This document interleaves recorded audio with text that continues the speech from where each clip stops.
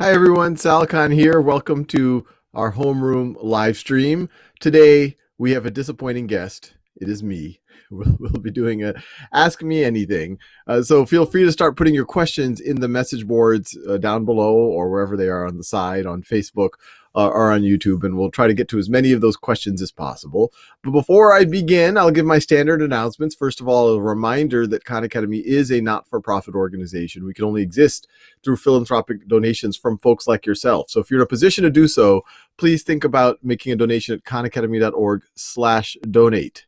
I also want to give a special shout out to several organizations that have stepped up when they found out that we were having a deficit even before COVID. And then with COVID, you can imagine traffic on Khan Academy has grown dramatically. So special thanks to Bank of America, Google.org, AT&T, Fastly, Novartis, and the many other folks who have helped fund Khan Academy. And, you know, I had given, we had a guest 2 weeks ago talking about how to be a happier person. And one of the best ways to be a happy person is to give to others or to give to missions that might help others. So I believe all of these organizations are now going to be happier organizations because of the work that they know they're doing for others. And all of y'all who are donating hopefully feel the same. Extra announcement, reminder about Homeroom with Sal, the podcast. It's essentially what you're getting right now, but in podcast version, safe to drive while you are consuming it. So with that, I'm eager to answer any questions that you have about anything. And so let's see, it looks like we already have a few from last time, and we're going to be adding more. Let's see, Aaron Brandt says, how do your kids feel about math? I have an 11-year-old, a 9-year-old, and a 6-year-old. My 11-year-old is really into math, very much into math. So, you know, if you give him a interesting math problem, et cetera, wants to tackle it, like really curious about it. My 9 and 6-year-olds, I think they are well on their way, but they're still in the kind of early phases of their math progression. But you can imagine this is one area where I feel it would be a shame if my children did not grow up knowing the beauty of actually all of learning, but especially math and science, actually all of learning. I want them to see wonder wherever they go in the world and realize that, you know, all of this wonder, we can start to understand it through math, through science, through the humanities. So I'm working on it. Let's see. Next question from Christopher McDade on Facebook. Are there any specific news subjects that you want to include in Khan Academy? Sorry, I just had a keto popsicle. Anyway, that's a whole other conversation if y'all want me to talk more about that. But it's going down a little bit still. Other subjects to add on Khan Academy. So, you know, we've talked about math, and we already have, you know, pre-K with Khan Academy Kids, K, first grade and second grade now. We're adding Khan Academy math on Khan Academy Kids. And that also has reading, writing, and social emotional learning at those same grade levels. And in the math, we go all the way. In fact, we've just launched all the way through calculus, statistics, and now multivariable calculus. We've always had videos, but now we have exercises as well. So I hope to keep adding and building out our math. Science, a lot of y'all know we already have a lot of science content, but over the course of the next year, expect to see even more science content. By next back to school, I'm hoping that we have significant chunks, or if not all, of the major things you need in middle school and high school across all of the sciences. And then over time, you know, we already have some English and language arts and history content and other humanities content. I hope that we can add a lot more over time. But, you know, it goes back to my fundraising ask at the beginning. You know, we're limited by the resources we have on not just the ability to create the content, but also to make sure that our platform, our software, the practice works really well and is really important. The teacher tools work well for the kind of content we are trying to address. So let's see. There's a question here, incorporating arts for Khan Academy. I don't think we're going to be doing any like deep dive and like teaching the arts, but we do have art history on Khan Academy done by Beth and Steven, who are close partners of Khan Academy Smart History. All that content's available on Khan Academy. So I encourage you to look into that. So let's see. From Facebook, Sneha Nath. Do you think standardized testing will always be here, or do you think something else will replace them? Well, sometimes, standardized testing, a lot of people, say, oh, well, that gives, it creates stress and all of these types of things. But I always remind folks that, the opposite of standardized testing is non-standardized testing, or not testing at all. And if you're not measuring something, it's very hard to know whether you know it, or whether you're growing, or how well you know it. And if it's done in a non-standardized way, well, that's not much better, because how do you understand where you are compared to where you need to be in a standardized way? So I would say that, generally speaking, in the world, you do need standardized measurement, and standardized testing is a form of standardized measurement that we use in academics. Now, I do think over time, standardized testing is going to be expanded, or it's going to evolve. I think the types of standardized testing that we're familiar with, I think you'll always have standardized tests that'll be, how well can you factor a polynomial? How well, how strong is your reading comprehension? But I think then those are going to be expanded with new forms of standardized assessment, where, maybe there's some type of, how well can you teach a subject? How well can you, compose a poem or something like this, and that, having interesting ways for maybe the community to help evaluate you in a standardized way. So I don't think the notion of standardized measurement or standardized tests are going away, nor should they go away. But I think over time they will evolve, and we'll have a kind of a broader aperture of what and how they can measure things. So let's see. From Facebook, Ram says, why don't you use your name as Salman instead of Sal? So Salman is my full first name. My full name is Salman Khan. So the reason why I go by Sal, it's really what my mother has called me from the beginning. So this, a lot of times folks, especially folks who have a name that is not familiar to folks where they live, they'll sometimes shorten their names. And, definitely a lot of folks in my family have done that. My mother's name is Masuda. And for convenience purposes, I was probably around 12 or 13 years when she decided to tell people who are not familiar with the name Masuda that her name was Sue.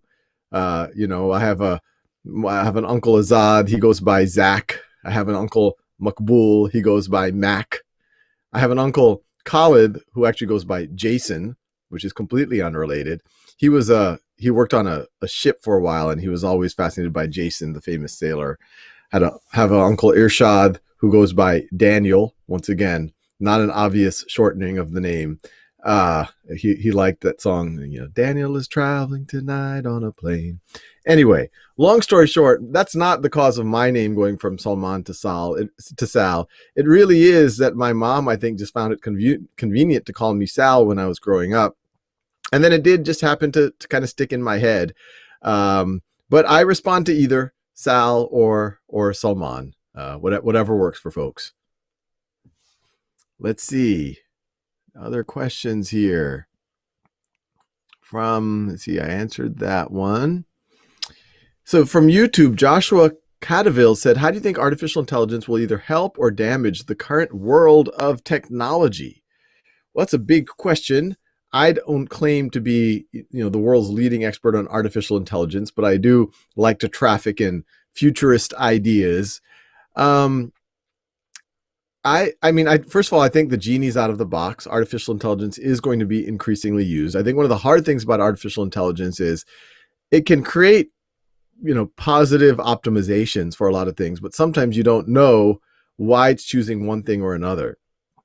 And so I think artificial intelligence can have many, many very, very positive uses.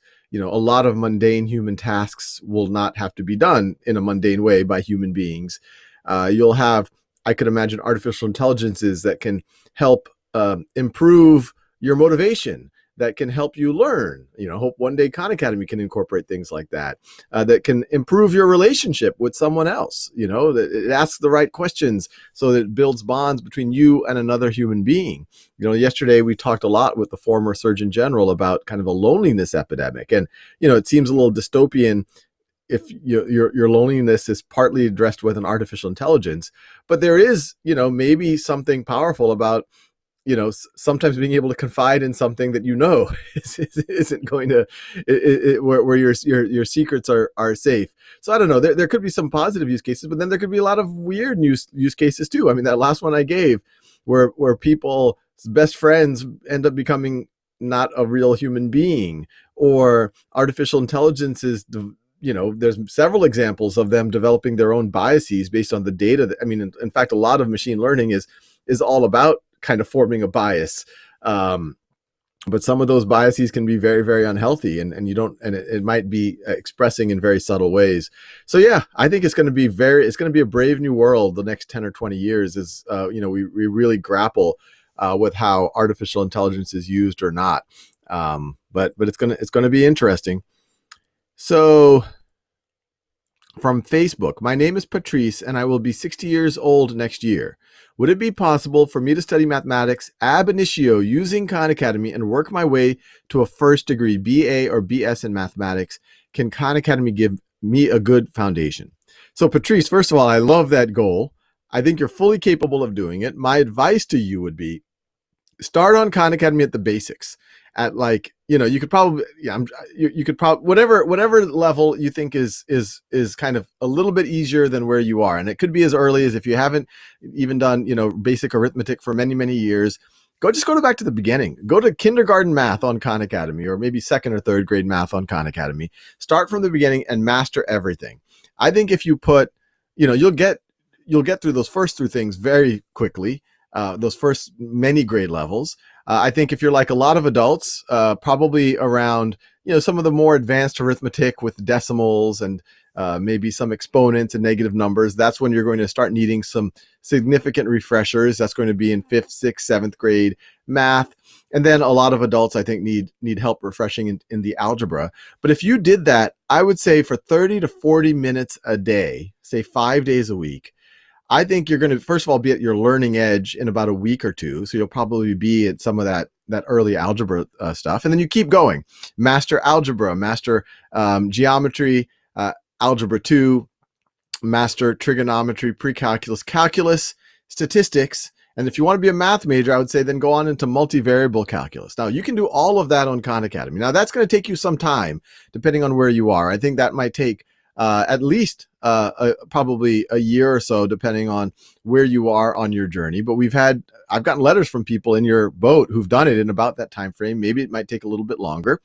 And if you did that, you would have an excellent foundation for becoming a math major in college. On top of that, we have videos on differential equations and linear algebra. We don't have exercises on those yet, but I encourage you to watch those, pause the video, try to work through it yourself before I work through it. And so, because if you have a good foundation in algebra, in calculus, in and especially more advanced calculus and linear algebra, I don't think the math degree will be a problem. But it will be a journey. I would predict if you do this diligently, you'll be ready to enroll at a local university in about a year or two, and then you'd be off to the races on your degree. So let's see. Next question. From YouTube, Michael Walker asked, how do you stay motivated, Sal Khan? I mean, sometimes it's hard to see the big picture. When you were an undergraduate and graduate student, what did you do to keep on track? The thing that I remind myself is that life is short. And maybe I was an old soul even when I was in high school or when I was in college, but I always felt that life is short. And, the last thing that I wanted to do is to kind of, not make good use of, whatever precious moments I had on this planet. And so for me, I like everyone, I have those days where things are not going my way. And I'm not, let's call it, I don't have the best self-esteem sometimes. But I just remind myself that, as much as I can, I try to coach myself to say, well, that's not going to help me. So let me do some small steps that might get me out of my funk. And I've talked about this before. I've made my bed religiously now for about 20 something years, because that's one small step. You're like, hey, at least I made my bed. And then, every morning I try to do some push-ups. I try to do some pull-ups. A new thing I've started over the last 2-3 years is I take cold showers. All of these things have a way. I meditate every day, 30 minutes. And all of these things they do two things for me. They give me wins no matter what the day is going like, no matter what headwinds I'm facing or how I'm feeling about myself or the world. I'm like, I made my bed, I got in there, I took that cold shower, which is like a reboot of your brain. I meditated, which is also like another type of reboot of your brain. It kind of just, opens it up. You start to really still your mind. All those whatever negative thoughts, they become a lot less than they were, and you start, some positive thoughts start to slowly come out. At least I find that when I meditate. And then you do some exercise, gets your blood flowing, and it makes you feel accomplished. And then, if you do that set of things, at least for me, that set of things, if I can do that in the first hour or two of my day, then I'm like, this is going to be a good day. And, sometimes it is, sometimes it isn't. But I got to say, especially the meditation, even when something happens at work and it's disappointing, or something in the family, and I'm like, oh, this is going to be so hard. When the meditation helps you from getting overly attached to whatever that scenario is, or even overly attached to your own ego or your own fears. And when you're not overly attached to those things, then they don't feel as heavy. At least that's what I feel for myself. So, if I had to pick out of all of those habits, I would probably pick making the bed and meditating if I had to do only two things. And meditating, start 5 minutes. And literally, there's nothing mysterious about it. You just sit. I try to sit upright in a chair, hands on my lap, and, kind of close my eyes, take some deep breaths in and out. In fact, do that right now. Just take some deep breaths in and out. And then I just start, focusing on my breaths, and I try to still my mind as much as possible. Actually, I was going there just now. But anyway, that's what I do. Maybe one day we'll do a meditation over this live stream. But I encourage you to, you just even those deep breaths, taking the deepest breaths of your week or your month, in and out. You'd be surprised what that does for you. And there's some good biology behind it. It activates your parasympathetic system, which is the opposite of your sympathetic system, which is your fight or flight response. So it forces your body to relax. And then if you still your mind, then everything all of a sudden feels a lot less heavy. Let's see. YouTube, Jason Suhey says, Sal, I have learned many subjects in my young life and have trouble retaining that knowledge over time. How do you retain the vast amount of information that you've procured over the years? So I would say there's 2 or 3 ways to really retain knowledge. One is while you're learning it, try to make as many connections as you can. Say, okay, yeah, that's what I have to do for the test, but let me draw some more connections. Let me derive that formula. Okay, this formula in physics class says this, but I think I saw something very similar in my calculus class. Or, hey, they're talking about entropy in computer science, and they're also talking about entropy in chemistry. How are these things related? And the more that you ponder these things, the more that those connections will be there. The second thing I'd recommend is just applying them. And the best way to apply a lot of these skills is actually to teach it to other people.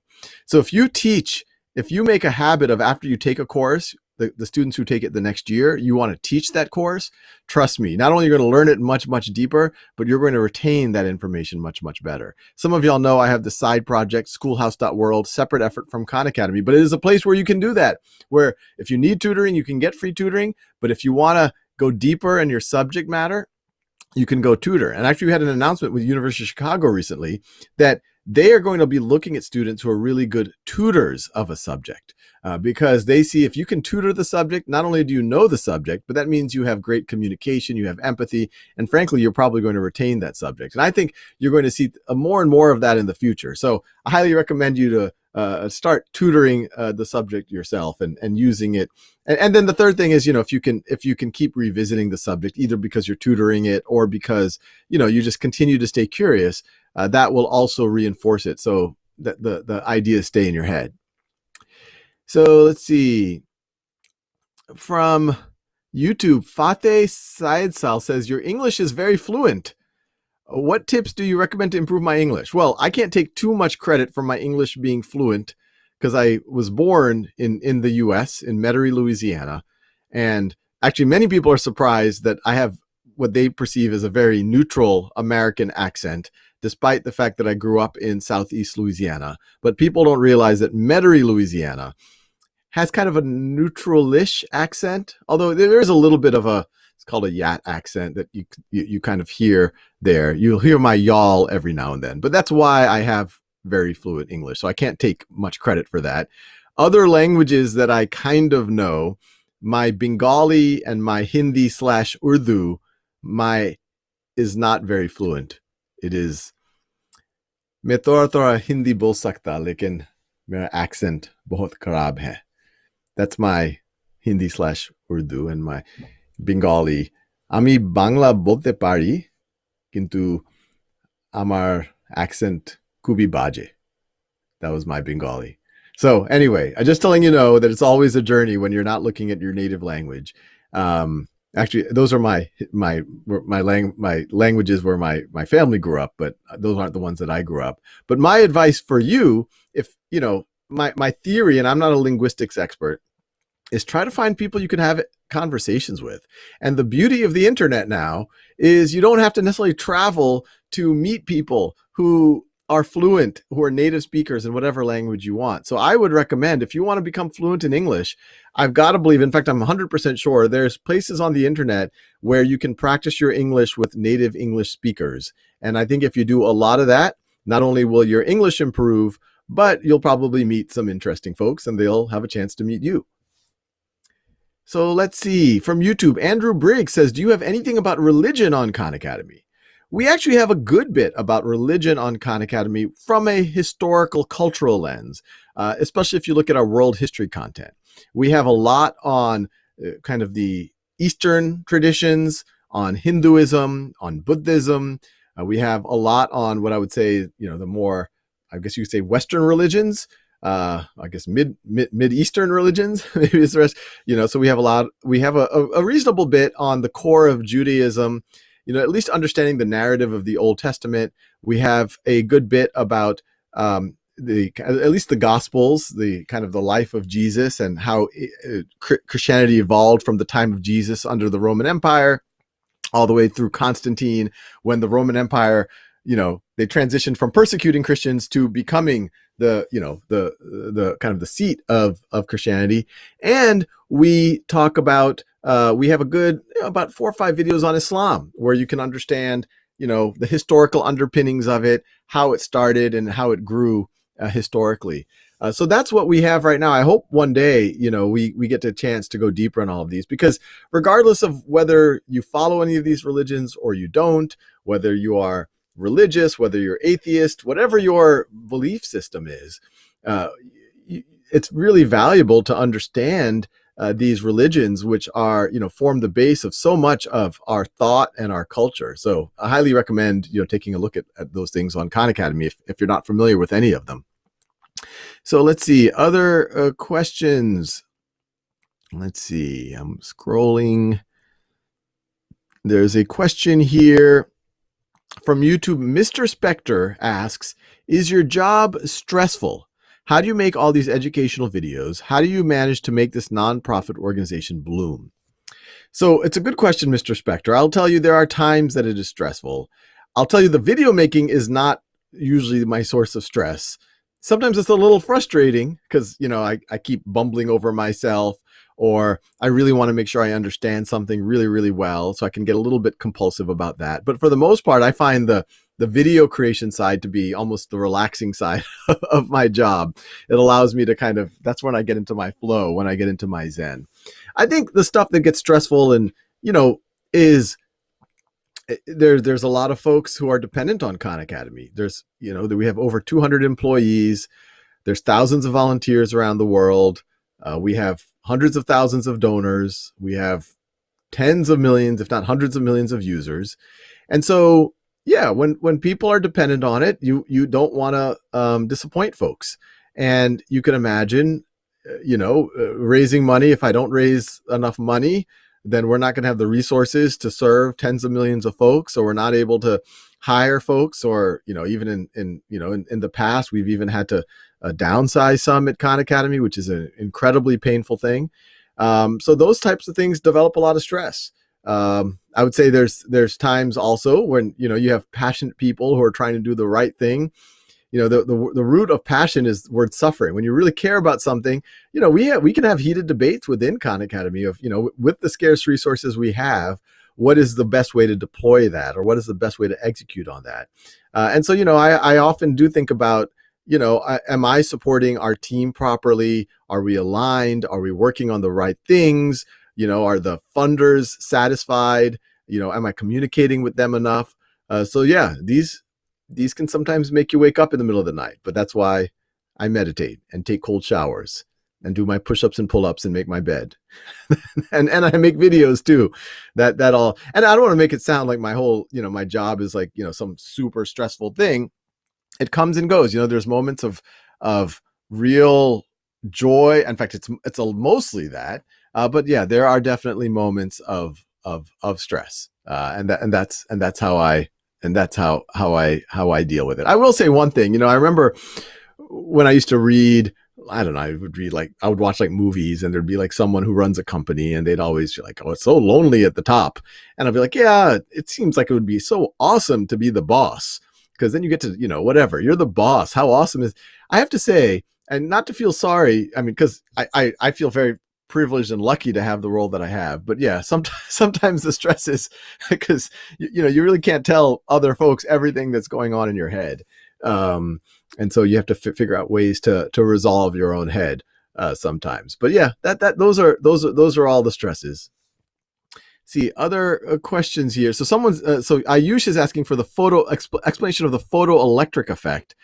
I'm tempted, but we have videos on that on Khan Academy, so I encourage you to go there. And if that's not satisfying, let us know, and I'll make another video to answer any other questions you might have. Let's see. From Facebook, Victoria Angela Umedo says, I'm working on getting a GED, but I get overwhelmed, worried, and stressed. Any advice? Thank you. Well, my advice is, if anyone's getting overwhelmed or stressed about anything, one, you can't underestimate the power, or you can't overestimate the power of meditation. Even 5-10 minutes a day. Once again, this is nothing mystical. It's just you being able to observe your thoughts, recognize that you are not your thoughts.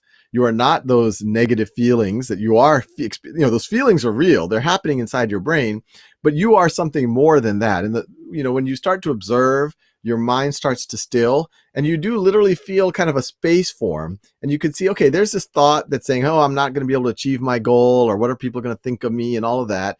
But you're like, well, that's just a thought. That's not me. And then slowly that kind of can die down. And that I find once I get to that point, I'm just like, you know what? Regardless of the outcome, let me just do what's the right next step. And if I just do the right next step, I'll make progress, hopefully, and the chips fall where they do. Yesterday our guest Vivek, he talked about, the former Surgeon General talked about, are we acting with hope? Are we acting with love, or are we acting with fear? And I think, these feelings of procrastination, feeling overwhelmed, these are feelings of fear. You're like, oh, well, what if I do this and it doesn't work out? And, people are going to think this about me, and that's going to happen, and I'm not going to get that opportunity. Instead, I would say try to act out of love or hope, or however you want to describe it. We say, well, you know what? I'm just going to do the right thing at any step of the way, put one foot in front of the other, try to make progress, be a little bit further along today than I was yesterday, a little bit further along in the next hour than I was in the previous hour. And that you're going to notice that you're making progress. I mean, it's like climbing a big mountain. You just put one foot in front of the other, and before you know it, you look back and you've actually made a lot of progress. So that'd be my meta advice. I would say just make a habit of doing the practice. When you get things wrong, don't beat up yourself. Remind yourself that's actually moments of growth. Reflect on why you got it wrong and keep going. I'm a amateur guitarist, and there are these guitar chords that I've never been a fan of. But lately I've been like, you know what? I need to just keep practicing them every day. And it is amazing that your brain slowly, just these things that felt impossible for you after a week or two, all of a sudden feel very natural and very automatic. So I would just say keep at it, keep a habit of it, and and always keep perspective. Let's see. Oh, we're all out of time. This goes by very, very, very fast. So I will leave y'all there. I'll give one final announcement. Next week, I'm sure many people, if you're 18 or over, have already voted through your mail-in ballots. But remember, on Tuesday it's election day, so definitely vote. We're only going to have one live stream next week. On Wednesday, we're going to have former Secretary of Education Margaret Spellings. And I think this is going to be a very similar conversation to what we had a conversation with Arnie Duncan last week, but really just about what's going on in education and how we can best navigate the kind of the education crisis due to COVID together. So look forward to seeing all of y'all next Wednesday at 12 Pacific, 3 Eastern. See you then.